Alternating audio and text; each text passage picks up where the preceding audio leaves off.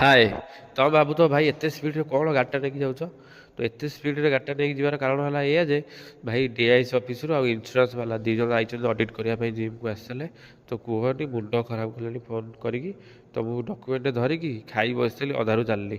ତ କ'ଣ କରିବା ଜୀବନ ବିକଳ ଆସିକି ପହଞ୍ଚିଲି। ଦେଖିଲା ବେଳକୁ ସବୁ ଠିଆ ହେଇଛନ୍ତି 8-10 ଲୋକ ସବୁ ଠିଆ ହେଇଛନ୍ତି।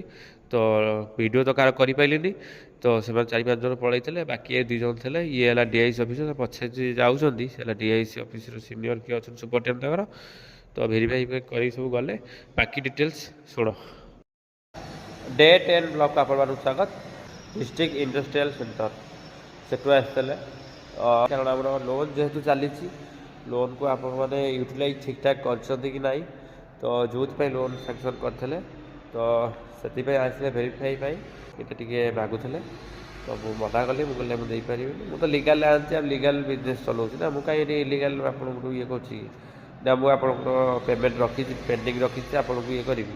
କେତେ ପୁରା ହେଇଗଲେ। ଥଣ୍ଡା ଦୁଇଟା ଆଣିଥିଲି ପିଇ ପାଇକି ଗଲେ। କାଳେ ଗୋଟେ କ'ଣ କେସ୍ ଫେସ୍ କରିଦେବେ କି କ'ଣ କରିବେ ସେଇ ଟେନସନ୍ ଉପରେ ଆଇଥିଲି ଘରୁ। ସମୀର କେମିତି କ'ଣ ନାଁ ଗୋଟେ ଲେଖା ହେଇଛି ଆଉ ASP ଲେଖା ହେଇଛି ହେଲା। ମୁଁ କହିଲି ଥାନା ଫାନାରୁ ମୋତେ କଲ୍ କଲେ। ASP ଫୁଲ୍ ଫର୍ମ ତ ମୋତେ ନଲେଜ୍ ନଥିଲା ଏତେ। ମୁଁ କହିଲି ଆଇ ଥିଙ୍କ ଥାନା ଫାନାରୁ ମୋତେ ଫୋନ୍ କରୁଛନ୍ତି। ଗୋଟେ ଜିନିଷ କ'ଣ ଫାୟାର୍ ଲାଇସେନ୍ସ ପାଇଁ ନଥିଲା ବୋଲି ଫାୟାର୍ ଲାଇସେନ୍ସଟା କାଁ ହେଇକି ଯାଇଛନ୍ତି ସେତିକିରେ। ଟାଇମ୍ ହେଲାଣି ଆସିକି ଭାଇ କେତେଟା 1:20 ହେଲାଣି।